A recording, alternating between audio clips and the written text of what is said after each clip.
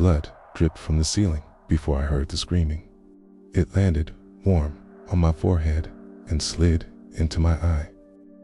Then a voice whispered from the dark and told me the house was awake. I stood frozen in the doorway, my keys still in my hand. The front door closed behind me with a slow, heavy sound. The lock turned by itself. The house felt tighter, smaller, like it had wrapped itself around me. The air smelled of iron and burnt herbs. I wiped my eye and stared up. The ceiling stain spread like a living wound. Thick red drops fell again and again. The sound was slow and wet. Somewhere deep inside the walls, something laughed.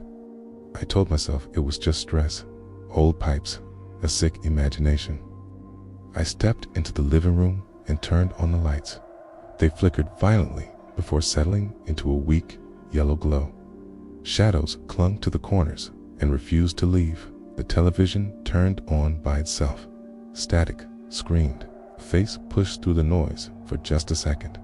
A pale woman with long black hair and a mouth stitched shut with wire snapped open and stared directly at me. The screen went black. I heard chanting. It came from below the floorboards, soft at first, a language that scraped against my ears. Candles ignited along the walls, one by one, without a flame. Their wax ran black and thick, like melted skin.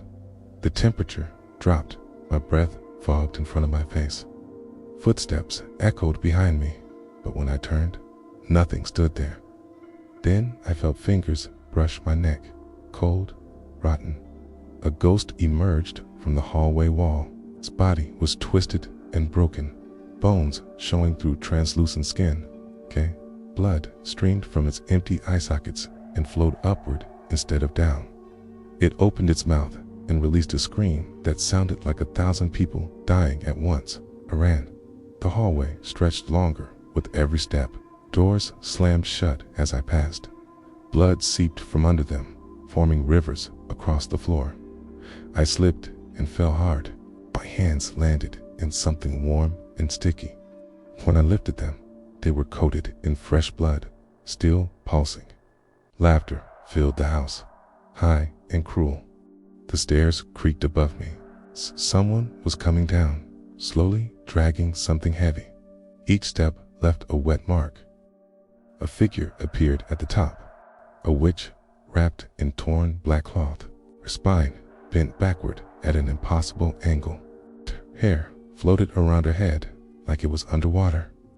She smiled, and her teeth were filed into points. Symbols were carved into her skin, glowing red. Blood poured from her eyes like tears. He raised a hand, and the walls began to bleed. Blood burst from cracks in the ceiling and flooded down the stairs. It soaked my clothes and filled my mouth. I gagged and crawled backward.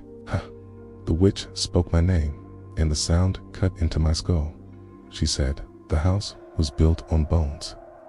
She said it was hungry. She said I was late. The ghost drifted behind me and pressed its face against mine. Its skin burned with cold.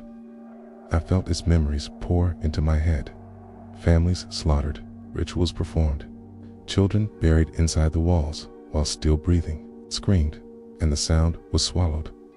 The witch descended the stairs without moving her legs. She floated. Her shadow crawled ahead of her, reaching for me with long, clawed fingers.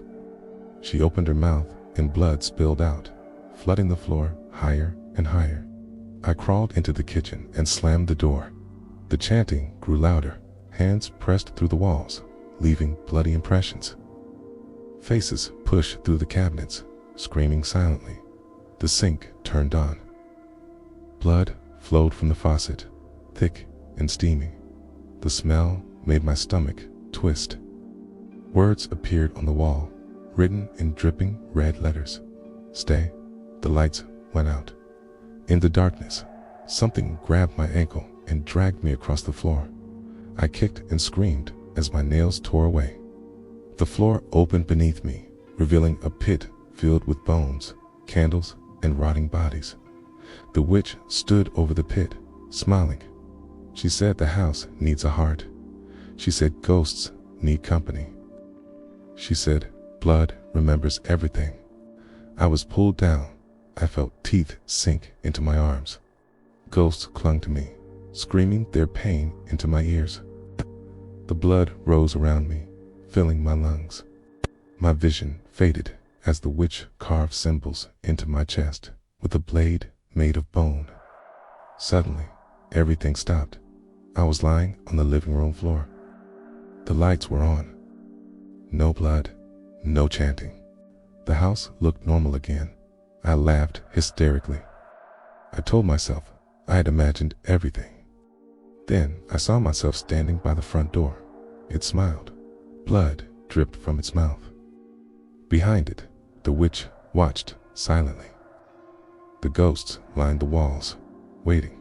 The door opened. I stepped outside, wearing my body. The house sealed shut behind me. I am still inside. I feel the walls breathe. I hear new footsteps every night. Sometimes I whisper from the hallway and hear someone answer. They always sound like me. If you enjoyed this story, please like this video and subscribe to the channel. It really helps us bring you more tales from the dark. Thanks for listening.